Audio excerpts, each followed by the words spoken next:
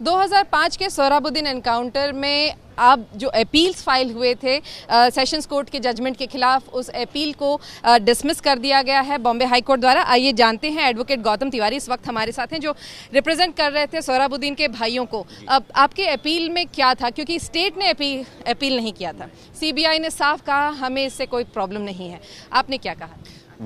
हमने एसेंशियली जो एविडेंस आया था ट्रायल में, उस पे बेसिस पे ही हमने अपनी अपील फाइल करी थी। उसके जो भी हमारे तथ्य थे वो हमने कोर्ट के आगे रखे थे अपील के थ्रू। आज अपील वो डिसमिस हो चुकी हैं। किस ग्राउंड पे अपील डिसमिस हुई है वो तो अभी हमें पता नहीं है जी, बिल्कुल डिटेल जजमेंट आना तो बाकी है जी। लेकिन फिर भी आर्ग्यूमेंट्स क्या हुए थे? आर्ग्यूमेंट्स ये हुए थे कि हमारे हिसाब से तो जो एविडेंस था जो ट्रायल में आया था वो sufficient to prosecute all these 23 individuals. और लास्ट सीन थ्योरी हमने उसमें करी थी, क्योंकि लास्ट सीन जो तुलसीराम भी थे और सोहराबुद्दीन थे वो पुलिस वालों की ही कस्टडी में थे। On that basis we had try to put across our contentions.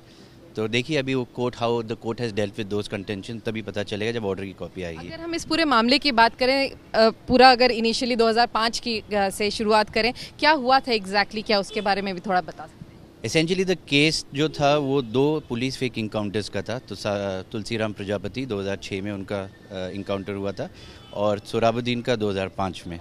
उसी दौरान जब सोहराबुद्दीन का इंकाउंटर हुआ था, उनकी वाइफ थी कौसर भी, वो डिसअपियर हो गई थी। उनका आज तक पता नहीं, उनकी बॉडी नहीं मिली है, क्या हुआ उनके साथ आज तक, that is in ambiguous. But उसी के बेसिस पे केस फाइल हुआ था। सीबीआई आई थी, पहले गुजरात की सीआईडी ने किया था, उसके बाद सीबीआई को जांच गई थी, फिर सीबीआई ने चार्जशीट फाइल करी थी, फिर उन्हीं बेसिस पे ट्रायल चला था। इस पूरे मामले में क्योंकि ये जॉइंट ऑपरेशन था, राजस्थान पुलिस, गुजरात पुलिस, कितने पुलिस अधिकारी थे, कितने और कौन कौन इन्वॉल्व था इनिशियली? ऑल दी एक्यूज जो इनिशियली बने थे और जो बीच में डिस्चार्ज भी हो चुके थे, सब पुलिस वाले थे। जो कई डिस्चार्ज हो गए थे during the course of the trial, कई के खिलाफ ट्रायल चला था और जो आज अपील उसकी डिसमिस हुई है।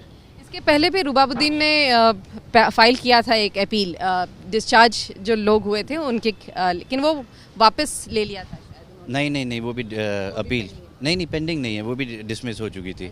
जस्टिस बदर के जजमेंट्स हैं सबकी, वो हमने अपील फाइल करी थी against the order of discharge, वो भी डिसमिस हो गई थी। तो अब डिटेल जजमेंट के बाद क्या, जब ये डिटेल जजमेंट आएगा, क्या आप लोग अपील करेंगे सुप्रीम कोर्ट में? क्या आपको लगता है? All that depends on what the judgement is. Judgement पढ़कर हमें को समझ में आएगा क्या लाइन ऑफ थॉट गया था जज का, एंड उसके बाद पता चलेगा। Then I will sit with my clients, then we will see. पर अब ये भी देखिए ना, 21 साल हो चुके हैं उनको लड़ते हुए, तो वो they are also exhausted. So that will all be decided once the judgement is with us. जब हम पढ़ेंगे उसको, उसके बाद पता चलेगा।